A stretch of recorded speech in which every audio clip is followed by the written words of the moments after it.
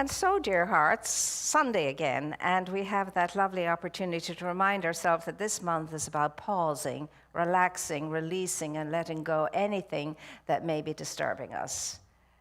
This is that month that we're all called to be a little bit more awake, a little bit more open and receptive to time, consciously connected with Source, not only in the quietness of our own little corner in our own little room, but when we're out in the world and interacting with everything and everyone. To be that alert, to be that awake, to be that open, to be that receptive, to knowing that no matter what passes you by, comes into contact with you, there is that light of the divine in it, no matter how hidden it may seem to be. But it certainly is there. And for those of us who are open and receptive to seeing it and discovering it and experiencing it, it happens once we sustain and we maintain that desire and that decision, once we support it. And so it's a beautiful thing for us to contemplate today, and Mark did a very wonderful job of the GPS thing, and so on. And you can make up your own ways to remember something and to put a smile on your face, you see. I love to think about love, L-O-V-E, as life, omniscient, victorious energy. It's awesome, it's powerful, it's moving, it's active, and it compels us. It compels us to be more than we think we are, to be more than we experience we are, to be more than others think we are. And to be that more means just to be consciously in the presence and experiencing the presence consciously in you. And then everything fades away that was of a consequence or a concern before that moment. There's only this sense of this whole unified state of being and a deep understanding of all is well. No matter what, all is well. And no matter what, we always find our way home, no matter what. Leave them alone and they'll come home, wagging their tails behind them. We learned that as small children. Leave them alone. Just be in the moment and take care of yourself. And that's not a selfish thing to do. It's the most intelligent thing you could do. Because let me tell you, taking care of yourself is more than enough for you to take care of. And in taking care of yourself, you'll be automatically taking care of others around you. Because you won't be into all that egoic stuff of comparing, contrasting, and judging and proclaiming this is better than that, etc. You're just too preoccupied with taking care of yourself and being the best person that you can possibly be. There are three systems really that we're all engaged in, and one of them is it's the intellectual quotient, our ability to function well along the line of reason and logic. And then there's the emotional quotient, the ability to be centered in the awareness of ourselves sufficiently that we're not held hostage by our emotional states. And then there's the spiritual quotient. And that has to do with how awake we are as far as understanding that we are spiritual beings, each and every one of us. And that as a spiritual being, I'm here to realize something. Deliberately, voluntarily, to realize something. I'm not going to be able to do that if I'm always caught up in the emotional state and the intellectual state. I mean, how many of us have considered our spiritual quotient? And yet, that's the most significant one of all. I mean, even Deepak Chopra has come up with a formula for it. Spiritual quotient equals deed and ego. And in order to achieve a high spiritual quotient, we must realize the infinitude of life and the infinitude within ourselves. So he says that in this infinite state of spiritual being equals ego equals zero. Now, how is that for a challenge? Can you possibly find yourself willing to work at making that egoic state equal zero? Means you're totally in control of this thing called ego, to the point that it has no effect on you at all. Zero effect. Fascinating. And it's only now, really, we're realizing this. So that's the blessed trinity of our systems. Intelligence, emotion, and spirituality. And all of them need paying attention to. All of them. And you and I are well able to recognize in each other which one we're in at any given time. When ego rules the roost, when intelligence rules the roost, or mind is centered and in balance, and when spirit is what is moving our minds, our bodies, our hearts and souls in the great body of our affairs. You see that in people like Mother Teresa and all the great ones. All the great ones. Ernest Holmes tells us that since time immemorial, all the great ones, all the good, all the great, he says, all the wise knew about the hidden splendor within us and always endeavored to contact it, that hidden splendor. I'm tired of hearing about hidden splendor. I don't know about you. I'd like it to be a little bit more obvious and recognizable in us all. It's said that it neither slumbers nor sleeps, that which guards Israel, and therefore, consequently, hidden is no good. What good is hidden splendor? May as well not be there at all. So the call for you and for me this week is to relax, release, and let go of all your sense of responsibilities for everything out there. And give yourself an opportunity to stop, look, listen, and move. Stop, look, listen, and move. Stop for a minute or two throughout your day and ask yourself, what stage am I at with regard to my intellectual quotient and my emotional quotient and my spiritual quotient? What's ruling the roost? Are they all out of whack? Or are some of them okay and one of them is not? You know, you just tune in. You've got to tune in. Because when you get static on a radio or static on anything, it just gets on your last nerve and you want to move knobs and fix things so that the static goes away. Well, you and I have minds that are in static all of the time practically, except when we stop, look, listen, and what we hear moves us into a renewed energy, a new state of mind, a new desire to do something other than what I have been doing. And you can do this. That's the thing. Everyone can do this. It doesn't matter who you are. You can do this. It doesn't matter what you've been like until now. You can turn that around, and you can do this simply by stopping and looking and listen. You learn that in kindergarten. It's the first thing you learn. Stop, look, listen.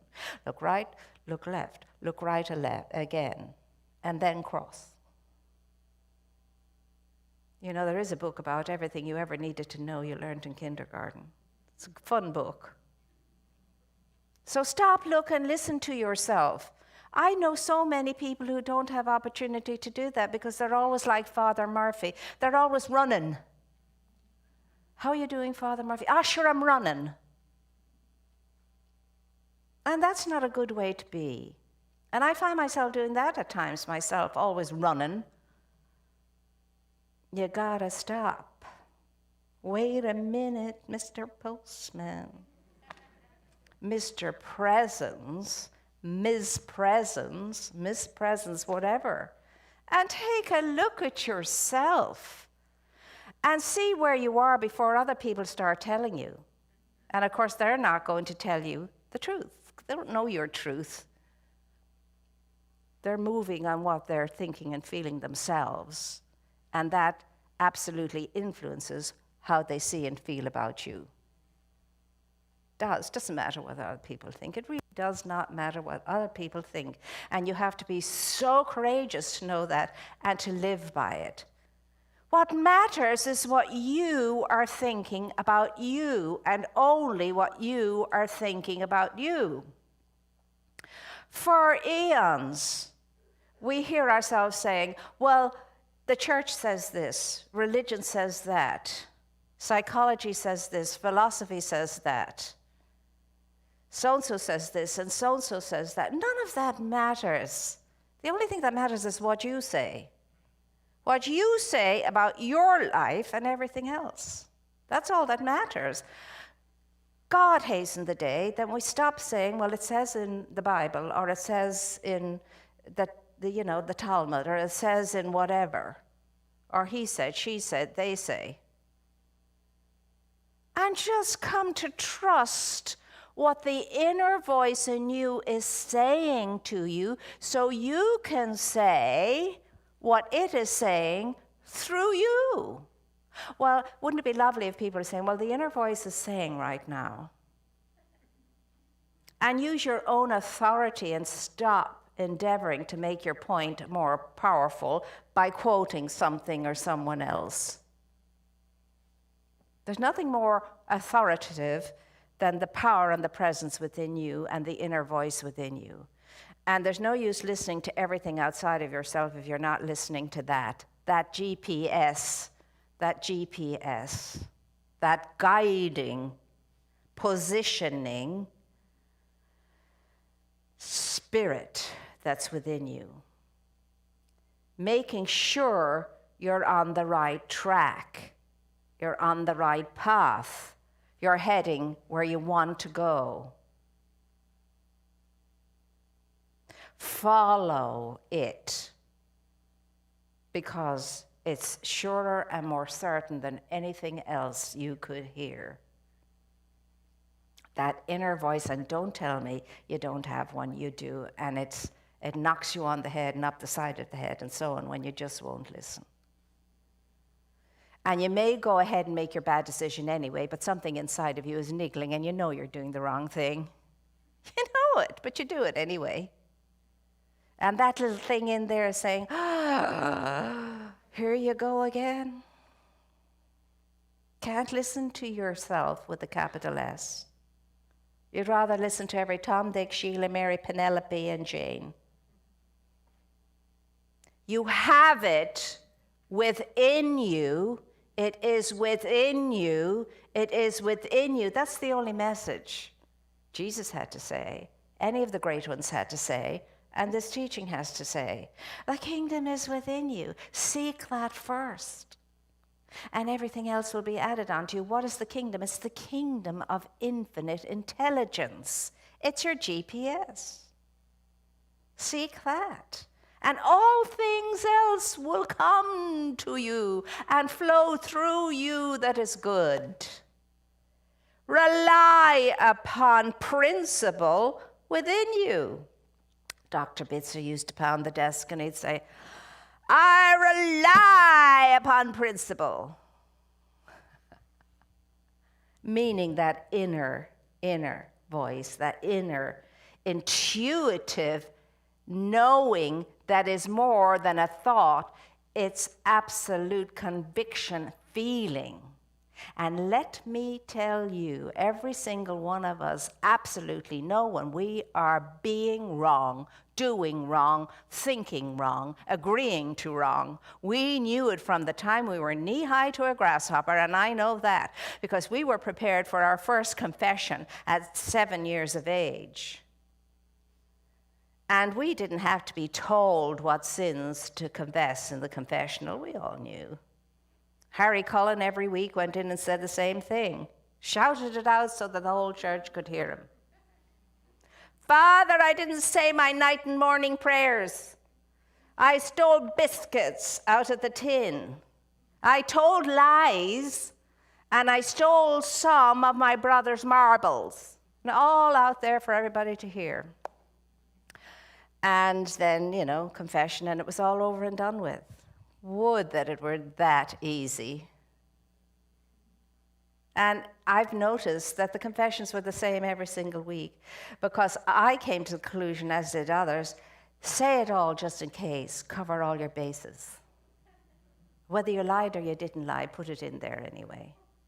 Check off all the things on the list. You see, we're always relying upon things outside of ourselves. The general feeling, what's the general feeling out there? What's the general thinking out there? And it's all with the idea of what can I get away with? We don't lose that from childhood. What can I get away with and still look good? It's what we call the imposter syndrome. And that's only because we're afraid. We're frightened. We're frightened of being punished somehow for something, because that's what we learned as little ones.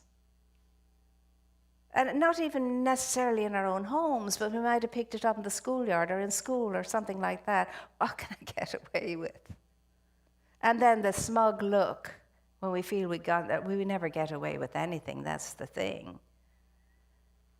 Because what goes around comes around. That's the law of reciprocity. What you put out there comes right back at you. The law is like a boomerang, right back at you. Except when it comes back at you, there's more force in it than what went out. So for no other reason, if we truly understood the law of reciprocity, we'd be as good as gold. We'd be so well behaved. Maybe not for the highest reason, but so that we don't get kicked up the rumpus, so that we're not going to experience some bad thing.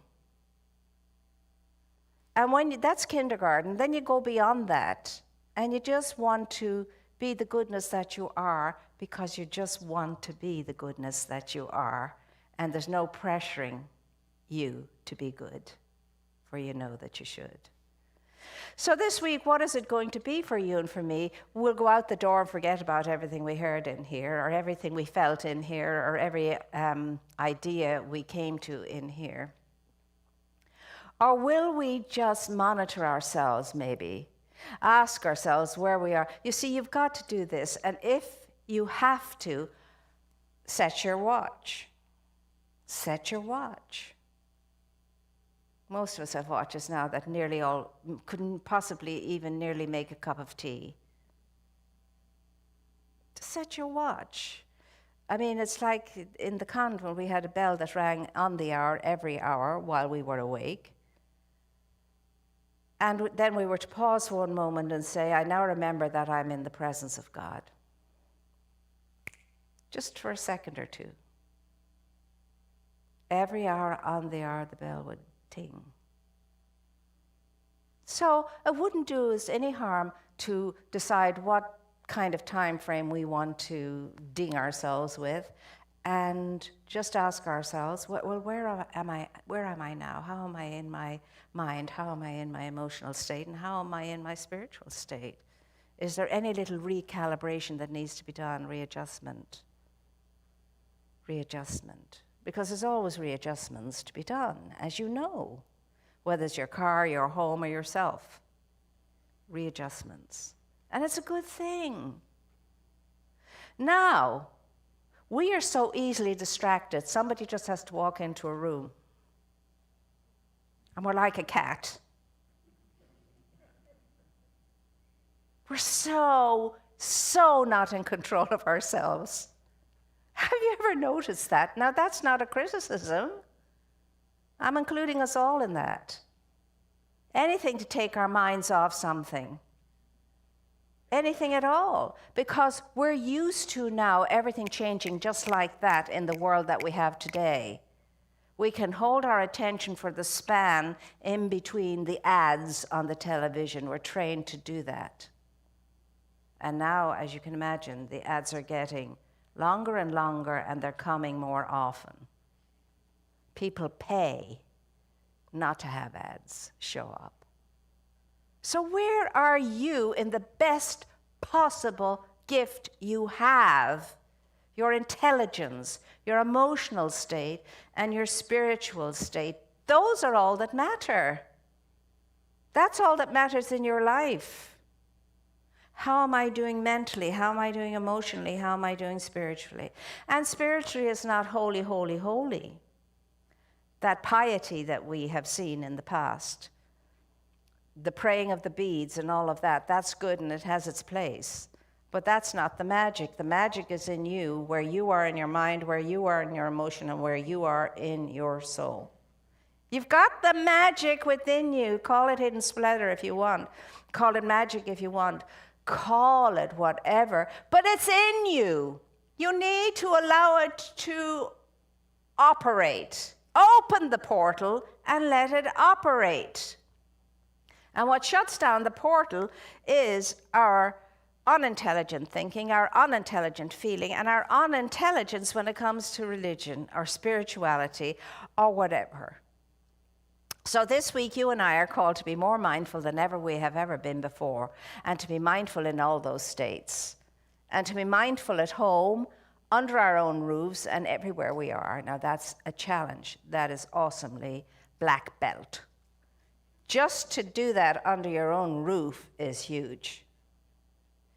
Your own home is your best training ground for being able to show up as a loving, intelligent, feeling presence.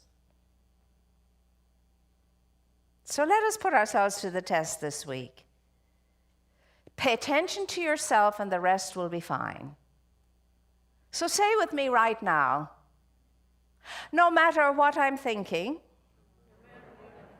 no matter what I've been feeling, no matter what's going on in my life out there, the truth is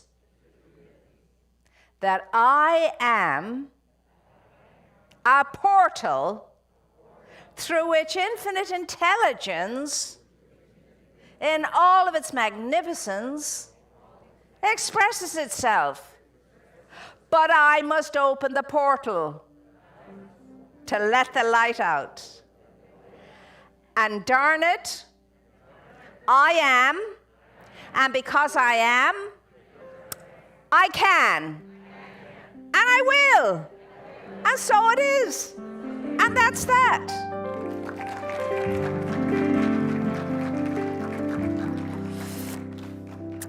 And now it's that wonderful moment when you and I get to really acknowledge how grateful we are in our lives for all the good that we have.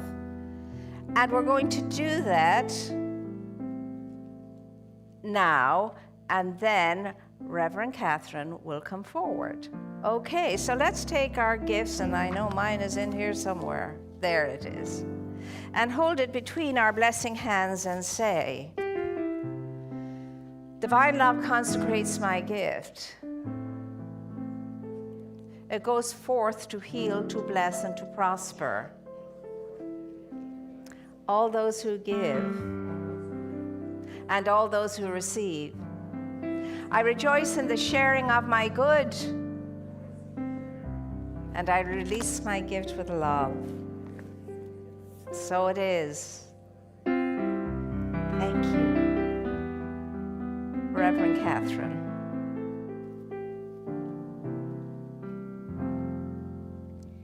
This is the time in our service where we honor our mission statement, which is to honor your presence, to nurture your spirit, and to enrich the life of all we serve.